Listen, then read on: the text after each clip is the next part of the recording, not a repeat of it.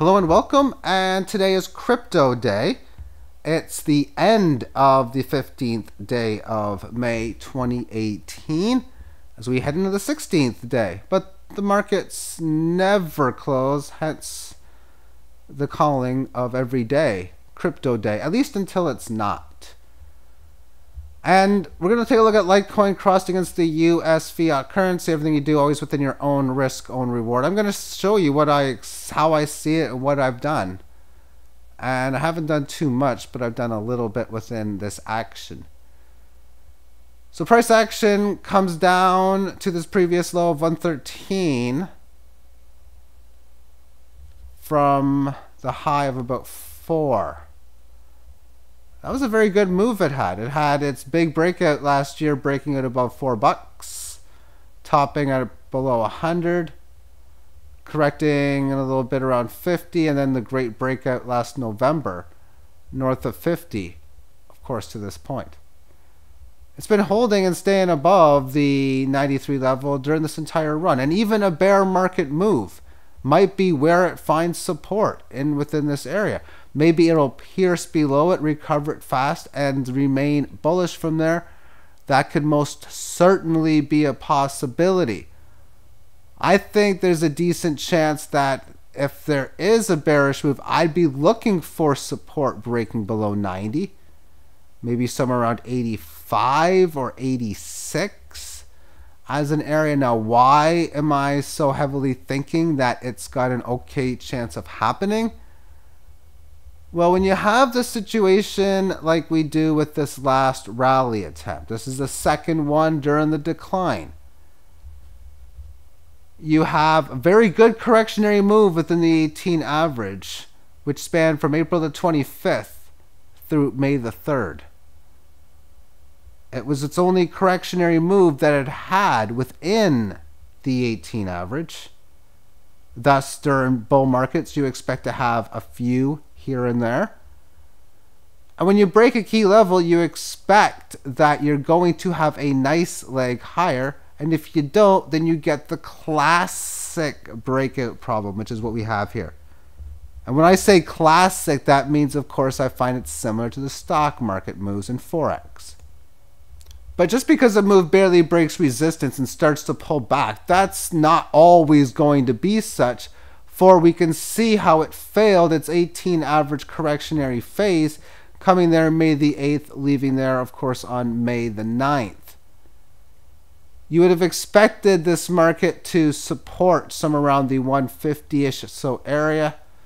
Even the 18 average of highs around 160 you would have wanted to see as support. And then, of course, later on break that point of resistance. But instead, price action breaks below this 18 average. We have the rally up to the newly declining 18 average band. Now, if this was going to be the correctionary move, because just because you dip below the 18 average like you did on May the 11th, wasn't necessarily a really bad sign, because if you look at this via the 3-day, that was simply a test of an 18 average of lows in here, and which is trying to establish this move as its correctionary phase. Of course, within such, when it has this one full 3-day period complete as it did thereafter, that was not a bullish sign. So then, within such, if it was bullish after the third green candle, you would have expected a fourth green candle up maybe to the 18 of highs or beyond. Or maybe you'd have a pause day and just hold and stay at around 141, 140. But no. Because when it comes down to it, within the move from low to high, it's about holding that 61.8% level. Which means 138.41 is that number that it needed to hold, in or around. It can go below it, but it can't stay and hold below it. 138.41 was this area of support in here. It stayed within it from basically from the 15th of May And of course it left it on, well, the 15th of May. This is the 1 hour time frame. So this morning, it supported that area, but it didn't go higher. So the rally, the sell-off that occurred this morning at 10, how did it handle it? How did I digest the move, the play? Well, it's like, yeah, okay, I guess we're not going to go up from here. We're just going to wait for the next wave of sellers to come in. That's basically where I'm looking at it from here, because as I see it from this perspective. Now, this even gets even bigger when I look at it from this point of view. So you start off with this rally.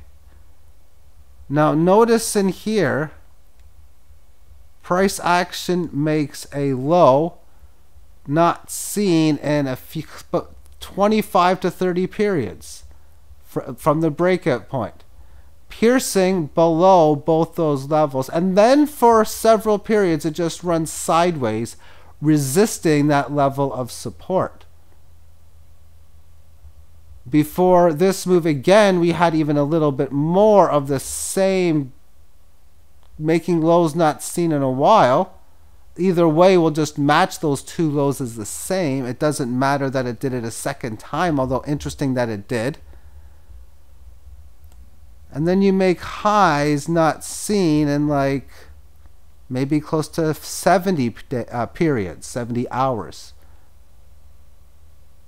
That's interesting when you make a pattern of a lower low, like it did, a higher high, because that's the sign of the failed breakout fast move. Failed breakdown lower, fast move higher, but it's rejecting that fast move higher already, because lower low, higher high, and it looks like this is a matching low at least, but this definitely has the potential as this stands now to be a lower low. So we could be seeing the pattern of higher highs, lower lows, higher high, lower low. That's definitely not too enthusiastic on a bullish level. So what have I done within this? I'm mainly hodling, as they say. I have decided to take about 3% of my Litecoin. I'm just doing the numbers in my head now, which is 3.8, 3.9% of my Litecoin. Some of which has been exchanged for some physical silver, a kg and a 20 ouncer or 21 ounces, and a short position, which meant I moved some Litecoin over for US dollar tether with the purpose of buying it back, some of it buying back in Litecoin. But for some of it, I'm going to, and I'd have my buy order below, of course, the previous support level. That's where my buy order is, right below here. And for the other part of it, I'll be looking to buy it back at $6,000 Bitcoin. For I believe if this down move happens, Bitcoin goes down, Litecoin goes down, practically all the other altcoins go down. I'm trying to accumulate XBY, and if all these go down, then I will probably be seeing maybe that 400 level break down to the 300 handle. And if that's the case, a little bit of extra Bitcoin to handle the purchase, which is just going to be a no-brainer for me, something that I'm planning on doing. But that's why every so often, and it's working out to be well over 1 time per month, but close to 2 times per month, where I'm looking to accumulate physical silver via cryptocurrencies. For the way if this all fails when it's all said and done, and this becomes tulip mania, then I will have been profit taking along the way. If it's not, and this thing becomes very good, then I'm leaving myself a very good size to trade with, hold, and to get much, much better purchases, because I would rather be selling Litecoin as it's getting these nice green candles higher for silver than I would as it's breaking below the 18 average of lows as it is doing such.